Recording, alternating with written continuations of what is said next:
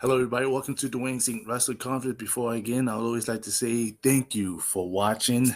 Like and subscribe. Hit that notification bell. Let you know when a new Dwayne's Inc. Wrestling Conference drop. Please give me a thumbs up. That helps out the video. Comment below. I do engage in the comments and I do answer them. Subscribe to the channel. I think I said that already. Like, said that already. Subscribe. I just said that already. Thumbs up. Said that already. Hey, you know what to do. Help a brother out. You know? But anyway,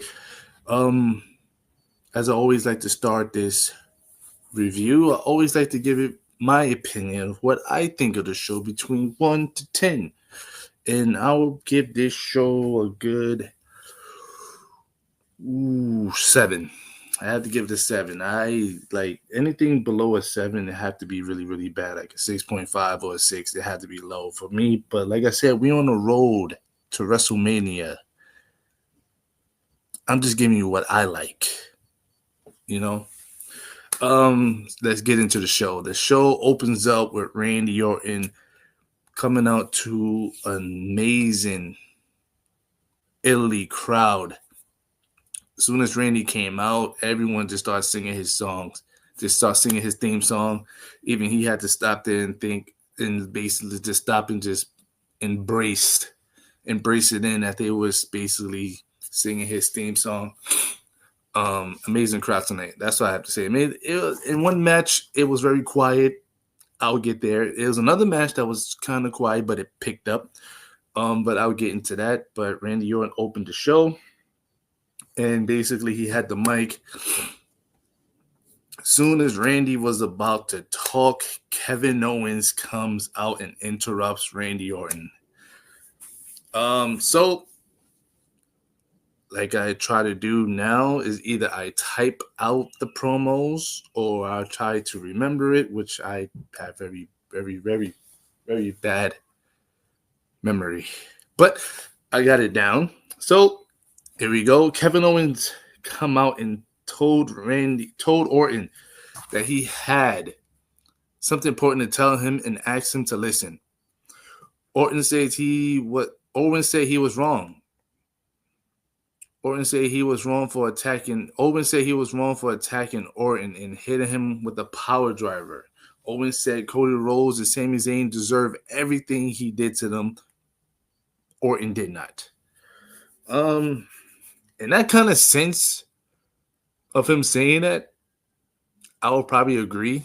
In the sense of way, it's like he basically just caught a stray.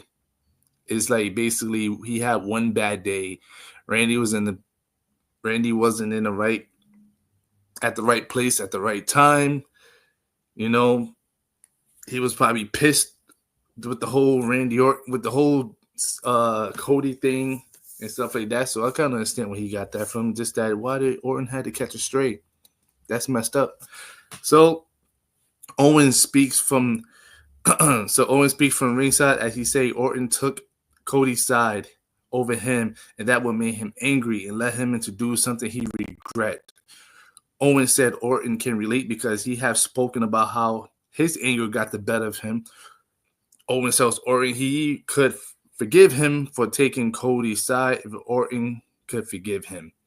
That's a bunch of bull because Orton ain't forgiving nobody. If you know Randy Orton, 1, he doesn't forget. 2, he sure as hell doesn't forgive. I'm just saying. So Orton tells Owens that he takes the half-hearted apology. He told Orton to take his half-hearted apology and stick it up his ass. Orton tells Owen deserve a kick so hard that he gets a pat on the back from Roberto Baggio. I'm butchering that name. Orton said it was fight Owens fight, and now it's bitch Owens bitch. Orton says he hears voices and they tell him whatever happens in Vegas stays in Vegas. But for now, Orton said he intends to kick Owens' head off his shoulders at WrestleMania. So basically, we are definitely getting a Randy Orton versus Kevin Owens at WrestleMania. Oh, I'm all for it. And all I know is somebody get kicked in the head. That's what I know. Someone's getting kicked in the head. I'm really looking forward for this match. This feud was kind of okay. Building up to it is going to be fire. You can't have Orton off Mania, and you definitely can't have Owens off Mania. So that's definitely going to be a banger match. So we're going into our first match of the night. We have Damian Priest and Jimmy Uso versus Drew McIntyre and Shinsuke Nakamura. All right, so this was an okay match, back and forward. Damian Priest wasn't hardly in the match as much because Shinsuke Nakamura and Damian Priest kept basically attacking him and pulling him down, so he really didn't get he wasn't really in the match that much. Jimmy Uso was basically in the match defending for himself and stuff like that. Overall, this match was okay. It was all right. It wasn't the best, but I see what they was doing.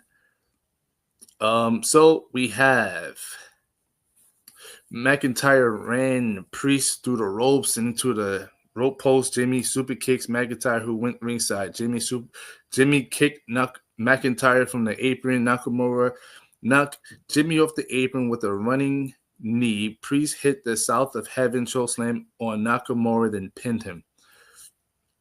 After the match, McIntyre attacked Priest after the match. McIntyre mounted Priest on the mat, and then he comes for Priest whenever he sees him. Priest reached up and choked McIntyre, who broke free and continued to work Priest over. McIntyre stood over Priest, hit him with a Claymore kick. McIntyre hovered over Priest and told him that whenever he gets up, he's going to put him back down. At one point, I wasn't really for this feud, to be honest with you, because this feud does go all the way back. I guess you can, well, he said it from the beginning. I guess this goes all the way back to last year's WrestleMania. So this kind of been like almost a year feud. Kind of a year feud going in. So I like the slow build. At first, I didn't like it. I like the slow build because I was like, this feels like a kind of a downgrade for McIntyre and Priest. But like I said, they both in the same bubble. They're not in the title picture. They're not in the main event picture. So they're working together. So I definitely get it and I understand it. But slowly, I'm progressing to like this match more and more as we get into WrestleMania. I will be doing my predictions for WrestleMania. I'm not going to give it now, but I'm definitely got to see more to this to spice it up. See more of this to spice it up. So after that, we get an interview between Tiffany Stratton and Charlotte Flair. So Joe Tesoro, I'm bad with names, asked Stratton about showing off a different side last week during the brawl. She started to answer, but Charlotte interrupted and said, "Queen goes first." Sheesh. Flair said Stratton isn't special for being compared to her because everyone's compared to her. Flair having blonde hair and being able to backflip isn't enough warrant the comparison. Stratton and Flair was once more bigger supporter. Now she couldn't even look at her in the eye when they were in the ring together. Flair said she's the only woman in the locker room who would tell Stratton the truth. Stratton said Flair finds the hottest thing and throws water on it. Flair said Stratton isn't even the hottest wrestler on SmackDown, let alone the entire company. Stratton said she and her entire career to beat Flair's accolades. Flair said Stratton was lucky to have a job when she's Flair's age. Stratton said WWE Universe doesn't bow to Flair. They run on Tiffy time. This was another feud I definitely didn't care about. And here's the crazy thing. I actually want to see this match, which is crazy because I was comparing Tiffany Stratton and Charlotte to Jay and Gunther, and this is more better than the Jay and Gunther match. This have more better build-up than the Jay and Gunther match. And I'm actually looking forward for this match than the Jay and Gunther match. Like, that says a lot. Tiffany Stratton versus Charlotte, I really don't know who's going to win this match. Like I said, over the years, over the years of looking at Tiffany Stratton. I've been becoming a fan of her, liking her, what she does in her ring. Charlotte is Charlotte. I've been a fan with Charlotte since NXT. NXT. I'm very looking forward to this match at WrestleMania. I'm digging the build. The build up is amazing. But yeah, like this is amazing. All right, so going on to the second match of the night, we have Jacob Fatu versus Braun Strowman for a shot at the U.S. Championship. Last week, we already saw them do a face-to-face in a brawl, and a week before that, it had a match, and they had a match, and Braun won that match.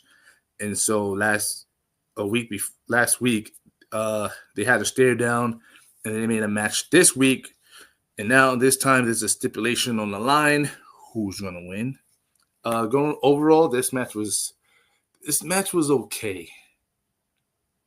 To be honest with you, this was okay. I don't know if it's just me. It felt like they could be so much better. But I just don't know. It just feels like they maybe don't have great chemistry. I don't know. But this match should have been like a banger, but it wasn't. But it was for what it was. Strowman put Fatu down with multiple clotheslines, then clubbed his chest. Fatu went to the ringside. Strowman followed and did his express bit to knock Fatu over the broadcast table. Strowman threw Fatu back inside the ring and followed. Strowman ducked the clothesline, put Fatu down with a spine buster. Tama Tonga appeared on the apron. Strowman brought him into the ring and roughed him up. Solo Sikoa entered the ring and hit Strowman with a DQ finish. This is what I don't like, and I don't know what the hell he's doing this. At one point, I swear, I think they was trying to feud Jacob Fatu and Solo.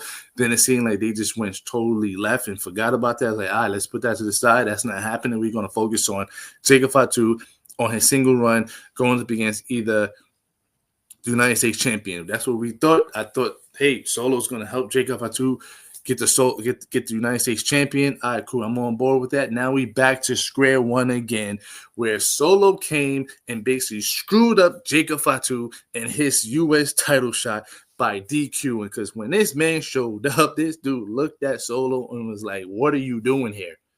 Like, yo, what are you doing here? Like, what's going on? And you just see Solo telling Jacob, yo, attack him.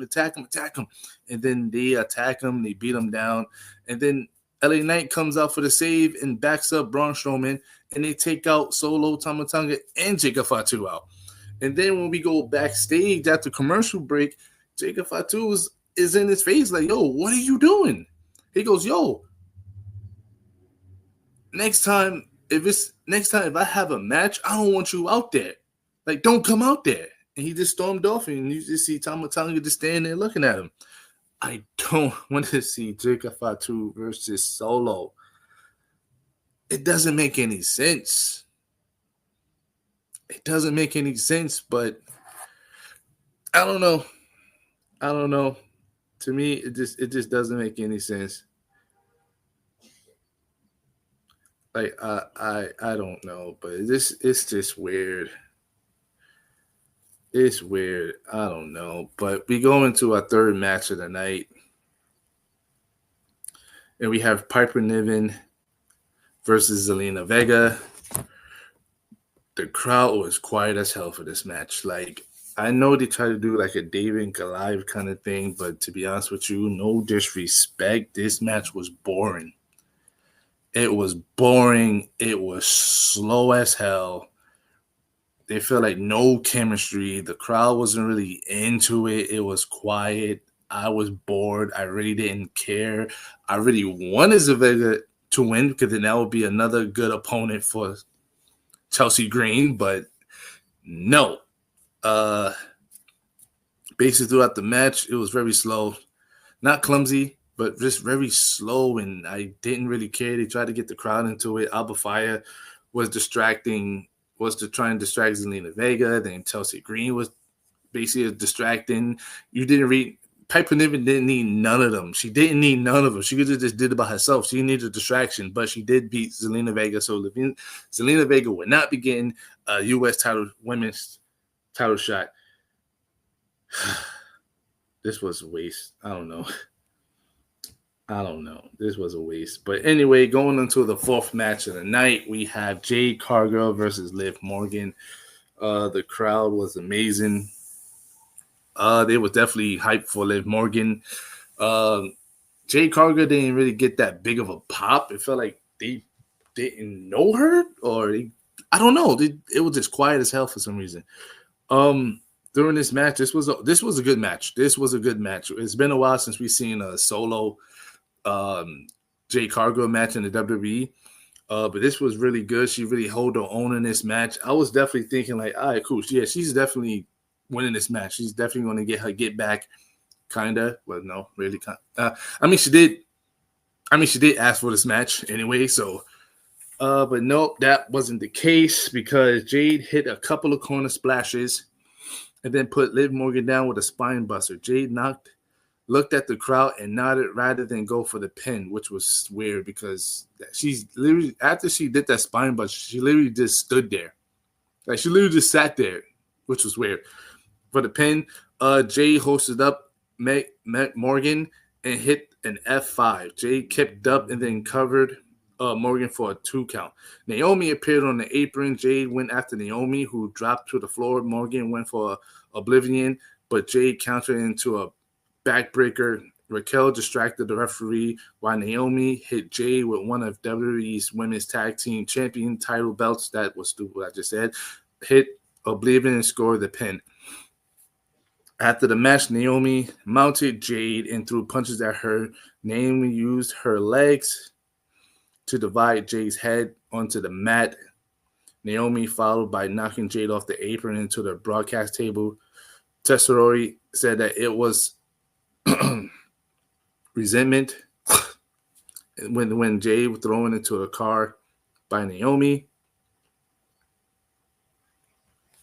But yeah, like I said, while this match, I don't know why Naomi wasn't in my head this whole time. I was like, all right, nah, she probably gonna get like a clean win, and then Naomi would come after she beat Liv Morgan. But no, she basically costed Jade her first loss, so she's not undefeated. Even though Wade basically said that she was undefeated, but not no more. Thanks to Naomi. So Naomi screwed over Jade. This was kind of like her. This is kind of like bringing that momentum because she does need this kind of heat. She really looked really good, like basically taking out Jade.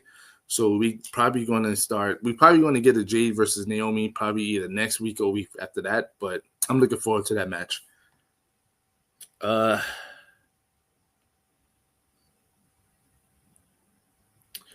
All right, going into the fifth match of the night, we have WWE Tag Team Champions, the Street Profits versus Los Garza. The referee was caught up with Angelo when Dawkins was running for the ropes. Escobar held the ropes down, sending Dawkins into the floor. Berto hit Dawkins with the suicide dive, heading into another break. Los Garza teamed up for the Gaza special on Dawkins, was led to Brito, hitting near fall Dawkins. I'm not saying his name.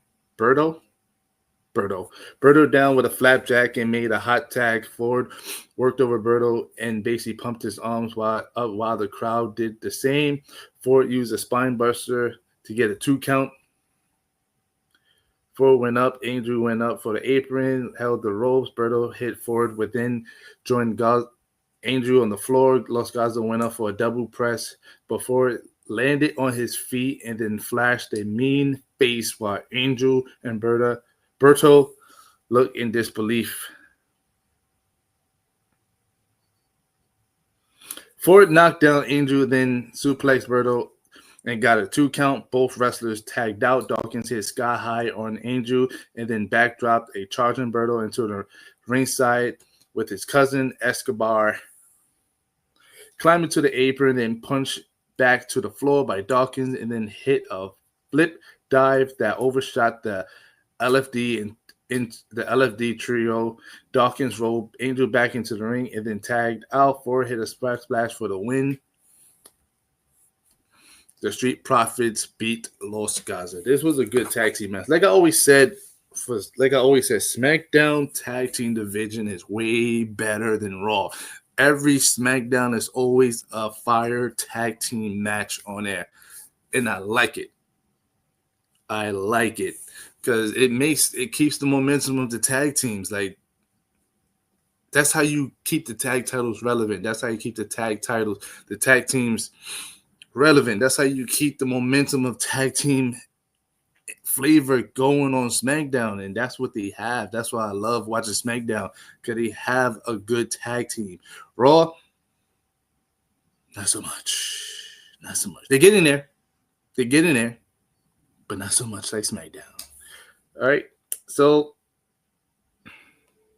after that, we go into the main event of the night. Roman Reigns and Paul Heyman have made their entrance, and OTC chants is basically filling the whole crowd like crazy. Roman said he came a long way, so he's going to take his time. He said he will be here for like at least 15 to 20 minutes and call for anyone who wants to confront the tribal chief. Let him know. Seth Rollins made his entrance while the fans chanted his song. Once in the ring, Rollins said that he and Roman Reigns can't coexist at the same time. Rollins said the story between them have a lot of pages written, and he thinks it's about time they add another chapter. Rollins unbuttons his jacket, but he is interrupted by the entrance music of CM Punk. Punk made his entrance while the crowd sang along his entrance theme. Heyman looked uncomfortable. Punk looked into the ring while singing along with the "Only You Can Set Me Free" lyrics. Punk entered the ring and sat on the top turnbuckle while saying he didn't tape his right hand to hold a microphone. Punk said that he has some topics before the circus kicks off. Before I even continue, this was an amazing segment because when Roman Reigns came out, the crowd was freaking going crazy. Even Wade was sitting there putting up the ones and stuff. And then when Seth Rollins came out, they just were just singing. Like, it was fire. This even wasn't even a match, but this whole main event segment was amazing. And CM Punk was just the icing on the cake because they just was singing his song, and it was crazy. It was fun. And then Paul, when Punk came out, you could see Paul Heyman go, "Oh, why he had to come out? Like, oh no, that's my friend," you know. In a way, Punk said Roman Reigns and Rollins have never beaten him without help from the others. Punk says every man for themselves in the Royal Rumble, and his wife's man should have told him. Punk said Reigns would not have made it to the Rumble had it not been for his help at War Games. Punk recalled Heyman's owing him a favor because of War Games. Punk said that they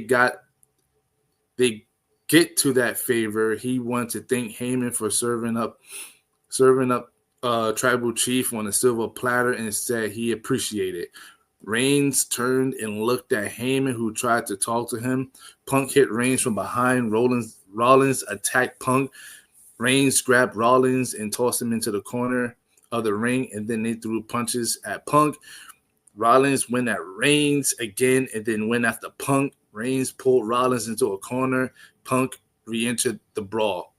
A group of referees, security guards entered the ring, pulled the wrestlers apart. Punk ended up ringside, stood on the broadcast table. Punk pointing at Reigns and Rollins, and then pointing at WrestleMania sign. Heyman stood on the floor next to Punk. Punk said no more. Was it no multiple times? Punk said no multiple times. Punk pulled Reigns to the floor and they fight. Rollins hit a suicide dive on Reigns and Punk and security guards. Rollins went to the apron and pointed at WrestleMania sign before kicking Punk. Reigns picked up the top piece of the ring steps and struck Punk and Rollins. Reigns stood on the ring step piece and pointed at the WrestleMania sign. Nick Aldis directed traffic when the extras tried to keep the three apart to close the show. This was amazing. This was an amazing ending of SmackDown because they started to brawl. They was basically everyone for themselves. Rollins hitting Punk, Punk hitting Rollins, Punk hitting Reigns, Reigns hitting Seth, Reigns hitting Punk. It was just crazy, and I like this picture where Punk took out Reigns and Rollins. They were both down. He pointed at Rollins, pointing at Reigns, and he pointed at the WrestleMania sign. Then seeing Seth Rollins took out the suicide dive, taking out Punk and Roman, looked at them, pointing at the WrestleMania sign, and say, I want you at WrestleMania. And then Roman comes with the steel steps, taking out Punk and Rollins. He stands up on the top of the stairs, and he points at WrestleMania. So that just gives you your answer to the WrestleMania match. It is Seth Rollins versus CM Punk versus Roman Reigns. Make that the main event. It better not be no Gunther and Jey Uso. And I'm going to end it right here. This was an amazing SmackDown. Please like, subscribe, hit that notification bell, let you know when a new Dwayne's Inc. drop. Thumbs up, like the video, subscribe, comment below. I will leave it right here. Thank you for watching, and I'll catch y'all in the next Dwayne Inc. Wrestling Conference.